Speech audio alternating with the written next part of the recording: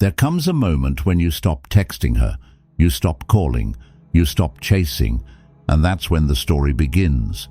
Not in your actions, but in her thoughts. At first, she doesn't panic. She shrugs, convinces herself this is temporary. He's just busy. He'll come back. That's what her ego whispers. But silence is never just silence. It's a mirror. It forces her to face truths she'd rather avoid. You have to understand, her mind has been trained by your presence. The morning text, the midday check-in, the comfort of knowing you were always there. When that rhythm breaks, she doesn't collapse right away. She rationalizes. She hides the unease even from herself. But beneath the surface, something small begins to shift. A question, a doubt, a tiny crack that wasn't there before. Most men never see this part. They grow impatient, searching for proof, breaking their own silence too soon. But if you hold steady, her mind does the work for you. The silence you fear is the silence that begins to haunt her. Before we dive deeper into each day of her unraveling, like this video and subscribe to Stoic Station for daily reminders of discipline, clarity, and inner strength. And in the comments, drop a 1 or 2 so I know where you stand. 1 equals, I've felt her mind shift before. 2 equals, I'm ready to let silence reveal it again. Because the truth is this, by day 1 to day 3, she may shrug it off on the surface, but in her mind, the first crack has already appeared. Let's begin. Day 1 to 3. She shrugs, but the crack appears. At first, she tells herself nothing has changed. She shrugs it off, almost casually, and whispers the same excuse to her ego. He's just busy. But that excuse is denial, not strength. For years, her nervous system has been conditioned to your rhythm. The good morning text, the midday check-in, the familiar presence that told her she mattered. It was predictable, reliable, and comforting. More than that, it was dopamine on demand. And now, it's gone. Here's the psychology most men overlook. When the brain loses a predictable reward, it doesn't simply accept the void. It fights against it. It tells stories. It rationalizes. It tries to patch the absence with false certainty. She convinces herself nothing is wrong, but deep inside, a small crack has already opened. She still picks up her phone out of pure habit, expecting your name to light up the screen. When it's not there, something feels slightly off, though she won't admit it yet. That tiny disruption is more powerful than any argument you could ever make. It is the seed of loss, planted quietly, waiting to grow. Your greatest temptation in this early stage is to check if it's working, to stalk her social media, to peek at her activity, to rehearse what you might say if she suddenly calls. You want proof that she notices, but chasing proof is the same as chasing her, and that destroys the very power you're building. For these first 48 hours, your discipline matters more than anything else. This is where the 48-hour rule becomes your weapon. No checking her socials, no rereading old messages, no sending accidental signals. Instead, redirect the urge. Open your journal and write the question, is this impulse born from fear or from strength? Every answer will reveal where you truly stand. Marcus Aurelius once wrote, "You have power over your mind, not outside events. Realize this, and you will find strength." These words matter here because the silence doesn't test her yet. It tests you. This is the first battlefield, and the war is internal. If you break here, if you reach out too soon, you'll confirm everything she believes about you, that your emotions will always betray your resolve. But if you hold the line, if you master the storm inside your own chest, something subtle but profound begins to shift. The beauty of these first 3 days is that while she still feels confident, her confidence is borrowed time. She believes you will fold, that you will crack before she ever does. That belief is her shield, but your discipline is the hammer that slowly fractures it. Every hour you remain silent, you are proving that you are no longer predictable, and predictability was the very soil where her comfort grew. Remove it, and you remove her certainty. Think about it like this. She is like someone who has always had access to air. You were that air. She never noticed it because it was always there. But the moment the flow stops, even slightly, the body begins to panic. Not enough to collapse yet, but enough to notice. Enough to fear what happens if it doesn't return. That is the quiet power of these early days. So remember, this isn't about her noticing yet. It's about you learning to live with the silence without breaking. It's about proving to yourself that your value doesn't depend on her reaction, but on your ability to remain grounded in the absence of it. Every time you resist the temptation to check, to chase, to reach, you strengthen the muscle that makes you untouchable. She shrugs now, yes. She pretends she doesn't care. But the crack is already there, waiting to widen. And the more you hold, the more that small disruption grows into a weight she cannot ignore. By the end of these first 3 days, she won't panic yet. She'll still convince herself you'll come back, but underneath, she's starting to feel it, the unsettling truth that maybe this silence is different. Maybe this time you won't break. And that realization, however faint, is the first domino. The shift has begun. The question is not whether she will notice. The question is whether you can hold long enough to let her certainty collapse. Because the moment her certainty cracks, curiosity takes its place. And curiosity, once it awakens, always demands answers. Day 4 to 7. Curiosity becomes her cage. By the 4th day, something subtle yet powerful begins to shift. Silence is no longer just a gap in her world. It becomes a presence she cannot ignore. It lingers like an echo in an empty room, reminding her of what's missing. At first, she told herself nothing had changed. She shrugged, played it cool, and repeated the lie that you'd be back any moment.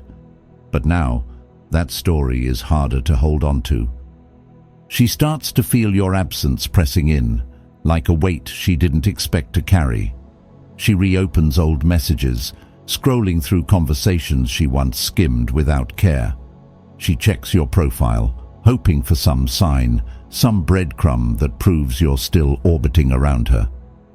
She hovers over your name, tempted to break the silence herself, but her pride pulls her back. It's not that she misses you in the way she imagined, it's that she no longer has certainty. This is the moment when cognitive dissonance sets in. She once believed you would always respond. She believed she understood the limits of your patience, that she knew your emotional breaking point. Now, that assumption is cracked wide open. The mind hates inconsistency. It craves predictability because predictability feels safe. But you've disrupted the rhythm she trusted, and now the more she tries to silence her curiosity, the louder it grows. It's like living in a noisy city. You stop hearing the constant hum, but the sudden honk of a horn snaps you into awareness. Your silence is that horn. It jolts her awake, and now she can't tune it out. Here's where most men stumble. They confuse silence with waiting.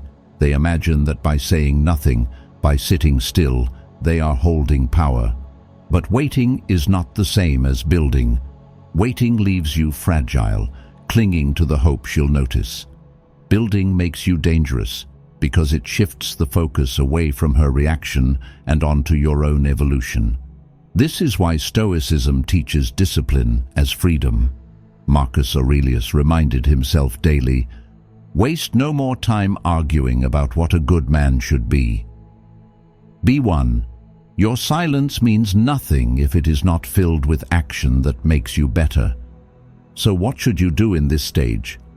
Anchor yourself with 2 disciplines that will transform silence into strength. The first is body before phone. Before you touch a screen, you move. Train, stretch, walk, lift. Anything that reminds you your body is the foundation of your mind. When the urge to check if she noticed creeps in, let sweat be the answer. Each repetition, each mile, each stretch teaches your nervous system that you don't need her message to feel alive. The second is one visible upgrade. Pick an area of your life she will inevitably notice when she looks again, because she will. Upgrade your sleep, sharpen your wardrobe, refine your workspace. Create a visible marker of progress so that when her curiosity finally drags her back into your orbit, what she sees is not a man frozen in silence, but a man transformed by it. Progress is magnetic. It speaks louder than words, louder than posts, louder than any clever response you could send. And here's the paradox. While she is trapped in her own mind, tangled in questions she can't answer, you are breaking free from yours. While she is restless, you are finding rhythm. While she is unsettled by unpredictability, you are discovering that unpredictability is power. She doesn't realize it yet, but your silence has flipped the dynamic completely. She used to control the tempo. She dictated when and how you connected. Now, she's no longer sure. That uncertainty is your leverage. Think about how the human mind reacts to mystery. We chase it, obsess over it, fill in the blanks with stories that often cut deeper than the truth. Every time she reaches for her phone and doesn't see your name, her mind fills the silence with 1,000 possibilities. Is he with someone else? Has he moved on?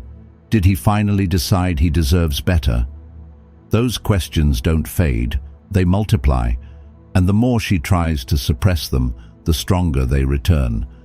This is why patience in this stage is everything. If you break the silence now, you shatter the cage she's building for herself. Her curiosity only becomes powerful when you refuse to feed it.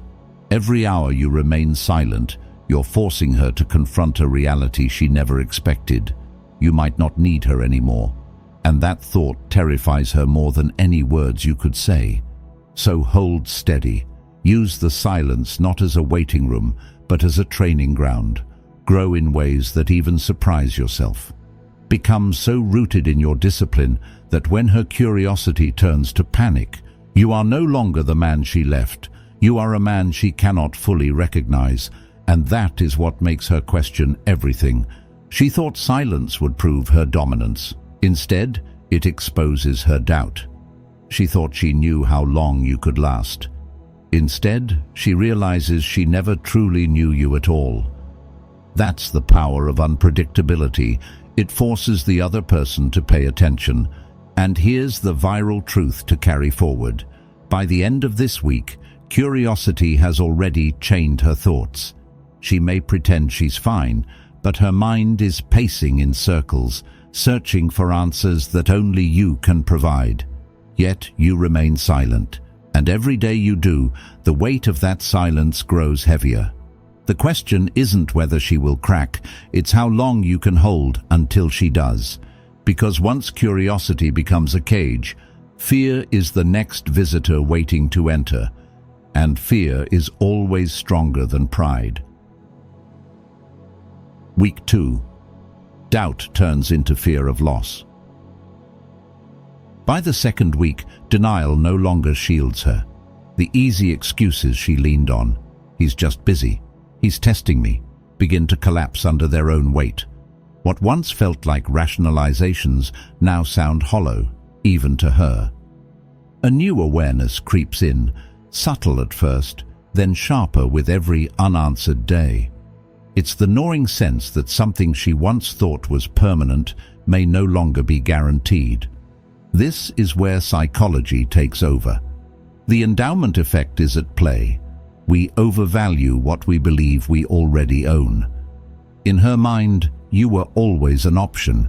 She didn't need to fight for your presence because it was assumed, like air in her lungs. But when the possibility of losing you appears, loss suddenly feels heavier than any joy she could chase elsewhere. Psychologists call this loss aversion. The pain of losing something outweighs the pleasure of gaining anything new. And that pain is what begins to wake her up. Her thoughts loop endlessly, replaying old conversations like unfinished songs. The Zeigarnik effect explains why. Our minds hold on to incomplete stories, replaying them until closure is found. She remembers your tone of voice, the way you laughed, the way you said things that once reassured her. Now those memories haunt her, not as comfort, but as unanswered questions. Was I wrong about how much he cared? Did I overestimate my place in his life? Did he finally let go? These questions don't fade, they multiply. And here's the paradox. While doubt is tightening its grip on her, this is the exact moment when your growth matters most. Most men crack here. They peek, they chase, they seek signs of acknowledgement. They sabotage the progress of silence. But this stage is not about waiting for her realization. It's about proving mastery over yourself. That is why I call this week the proving ground. This is where you wake each morning and create your control ledger. On one side, you write within my control. On the other, outside my control. Her silence, her excuses, her actions, they belong firmly in the second column. They do not deserve your energy, but your discipline, your work, your presence in the world, those belong in the first column, and only that column deserves your action. This practice is not just a list, it's a shield. It's a way to remind yourself daily that you are not a prisoner of her absence. You are the commander of your own presence. Epictetus warned us long ago, no man is free who is not master of himself. Freedom is not gained by making her miss you. It's earned by refusing to be enslaved by your cravings. And cravings will be strongest now. The craving to check your phone, the craving to scroll through her profile, the craving to break the silence just to relieve the tension inside your chest. But remember, if you give in, you hand back the control she has already begun to lose. The beauty of week 2 is that her fear begins to mirror your freedom. As she spirals deeper into doubt, questioning what she lost, you begin to taste the peace of self-control. As she worries you might be gone, you realize that you are becoming someone who no longer needs her to feel complete. This duality is where the real power lies, not in making her regret, but in making yourself whole. Think of it like training a muscle. Every time you resist the urge to check in, you strengthen the muscle of detachment. Every day you focus on your ledger instead of her silence. You increase your stamina to remain unmoved. And just like in the gym, resistance builds strength. The very discomfort you feel is what forges you into someone untouchable. Meanwhile, in her world, doubt is transforming into something darker, fear. She begins to realize that the silence isn't temporary, that maybe this time is different, that maybe she doesn't hold the place in your heart she thought was unshakable. And when fear creeps in, pride starts to weaken, because fear always outweighs pride when the stakes are high enough. This is where the Stoic lesson comes alive. Silence is not passive. It is not emptiness. It is an active discipline that reveals truth. By holding steady, you aren't manipulating. You are uncovering reality. You are giving her the space to feel the weight of what she once dismissed. And at the same time, you are giving yourself the space to see clearly, to recognize that your worth was never defined by her validation. So as week 2 unfolds, remember this. Her doubt is not your signal to act. It's your signal to stay still. Her fear of loss is not your victory. It's your mirror, reflecting the freedom you've earned by letting go of control. You are not here to prove anything to her. You are here to master yourself. By the end of this week, the tension in her chest will grow heavier, the silence will press harder, and the questions in her mind will refuse to quiet. And you'll be stronger, clearer, calmer, because the war was never about her noticing you. The war was always about you noticing yourself. And once that realization lands, the silence no longer feels like a burden. It feels like sovereignty. And here's the viral truth that sets the stage for what comes next. By the close of week 2, she is no longer brushing off your absence. She is wrestling with it. Her excuses are gone, her certainty is fractured, and fear has begun its slow takeover.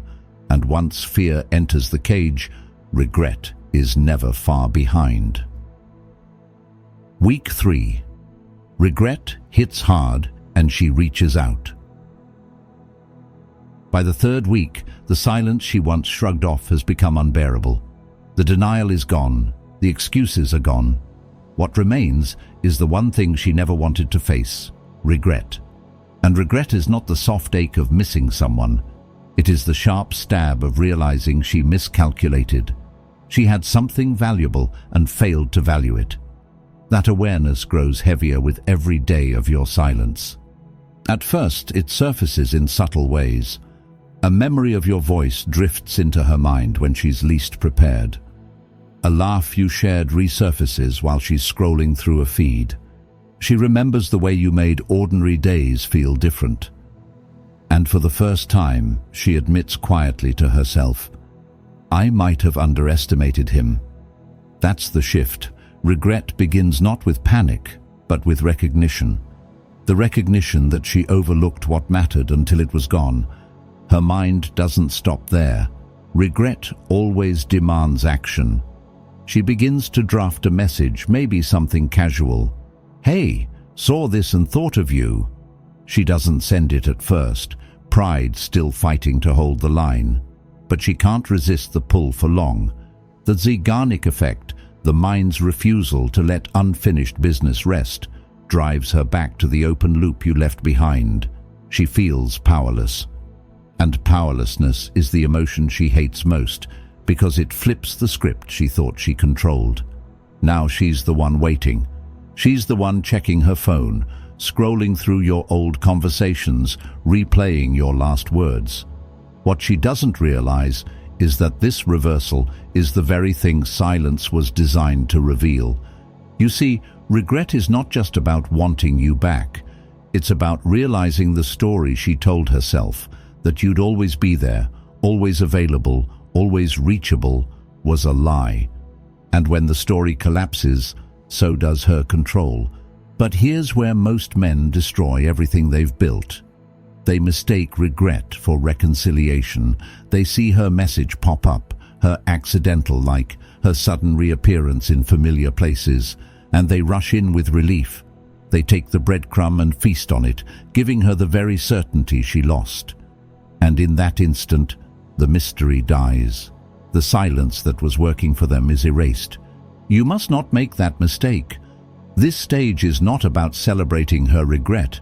It's about testing its authenticity, because regret can show up in two ways, shallow and deep. Shallow regret is her craving relief from discomfort. It shows up as half-hearted texts, casual emojis, or vague gestures. Deep regret, however, is when she comes forward with honesty, accountability, and the willingness to admit she was wrong. Your task is to distinguish between the two. This is where discipline becomes sharper than ever.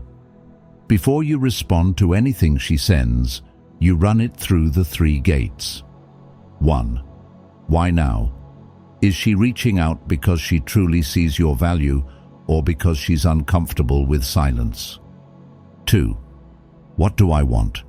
Am I seeking peace, respect, and clarity, or just a dopamine hit from her attention? 3. What's the minimum standard? A direct, meaningful message and a plan to reconnect in person, not breadcrumbs, not tests, not distractions. If her attempt doesn't pass through these gates, you stay silent, because the only thing worse than losing her once is losing yourself twice. Marcus Aurelius wrote, "If it is not right, do not do it. If it is not true, do not say it." Apply this here. If her return is not honest, if it is not rooted in respect, you do not engage. And by refusing to respond to half-hearted gestures, you force her to confront the weight of her regret fully. You show her that access to you is no longer free, that it must be earned. Meanwhile, as she struggles with regret, you are undergoing a transformation of your own. The silence that torments her is liberating you. You begin to realize that the man you've become in these 3 weeks is not the same man she walked away from. You are no longer desperate for her attention. You are no longer dependent on her validation. You've built discipline, reclaimed your focus, and rediscovered parts of yourself that were buried under the need to keep her interested. That evolution is the true prize of silence. Not her regret, but your rebirth. And here's the irony she never saw coming. When she finally reaches out, her attempt to re-enter your life no longer carries the power she expected. Once, you would have clung to it. Now it feels different. You hold the choice, and she feels the shift. Because silence doesn't just make her regret losing you, it makes you realize you no longer need her to feel complete. This is the heart of week 3. Regret is no longer just her burden, it is her mirror, showing her the truth of what she lost. And for you, it is the ultimate test. Do you settle for breadcrumbs because you crave her validation, or do you honor the man you've become and demand more? By the end of this week, the balance of power has fully reversed. She no longer wonders if you'll reach out. She wonders if you'll even care when she does, and that question terrifies her far more than silence ever could. Here's the viral truth that carries into the final stage. Regret doesn't end with missing you. It ends with her realizing she may never get you back. And once she realizes that, she has no choice but to act. Because nothing frightens someone more than the possibility of being irrelevant to the person they once took for granted. And that is the moment she reaches out. Not because she's lonely for a night, not because she's bored, but because silence finally forced her to see what she lost. The question is, by the time she does, will you even want to answer? When she returns, respect or release? If she returns, it won't be because she suddenly misses you. It will be because your silence forced her to confront herself. The absence that once felt like nothing became everything, and she can no longer carry it. But here's where the greatest danger lies, not in her regret, but in your response. Because many men collapse at this exact moment. They take any version of her return as a victory, even if it's shallow, half-hearted, or wrapped in the same old patterns. And by doing so, they hand back all the power their silence created. This is where you must remember. The goal was never just to make her come back. The goal was to reclaim your own sovereignty. Your silence wasn't manipulation, it was transformation. It was proof that you could live without chasing, without begging, without giving yourself away for scraps of attention. If you forget that now, you undo everything. So how do you handle her return? With clarity, with boundaries, with the strength of a man who knows he is the prize. Create your own return standard. 3 simple pillars. Clarity. If she wants back into your life, it cannot be casual. No vague, let's see what happens. No dancing around the truth. She must be clear about why she's here and what she wants. Conduct. The old games have no place in your new world. If she returns, it must be with respect, consistency, and honesty. No silent treatments, no jealousy tactics, no manipulative tests. You will not trade your peace for her chaos. Cadence. Relationships need rhythm. You set the pace now. That means intentional conversations, even uncomfortable ones, where you both speak truth. Not to reopen wounds, but to build a structure where respect can grow. If she resists these standards, you have your answer. She doesn't want you. She wants comfort. And you must be brave enough to release her, because it's better to walk away from a return built on weakness than to stay and watch your hard-earned strength dissolve. Seneca once wrote, "He who is brave is free." Bravery here doesn't mean holding on. It means walking away if holding on costs you your peace. True freedom is not getting her back.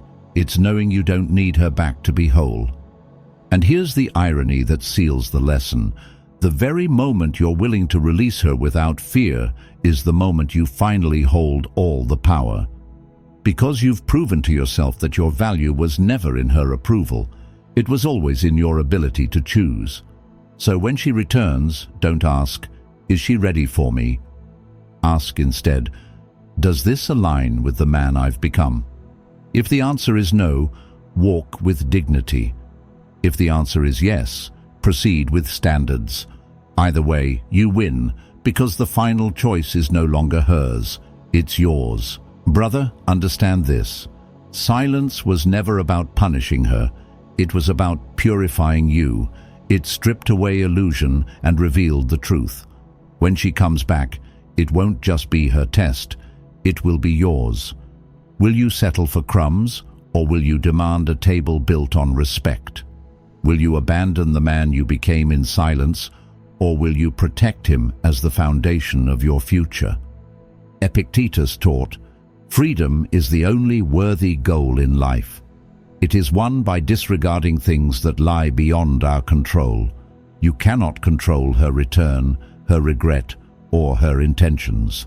But you can control yourself, your boundaries, your discipline, your peace. That is where your power lies.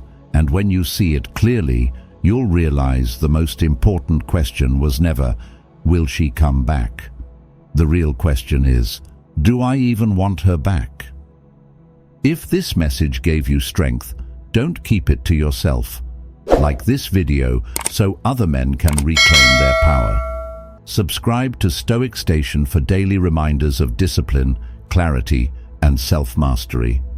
And in the comments, anchor this truth so it becomes yours. My silence is my sovereignty. Because the moment you believe that, no rejection, no regret, no return can shake the man you've built. I'll see you in the next video, where we continue walking the path of becoming the man who cannot be broken.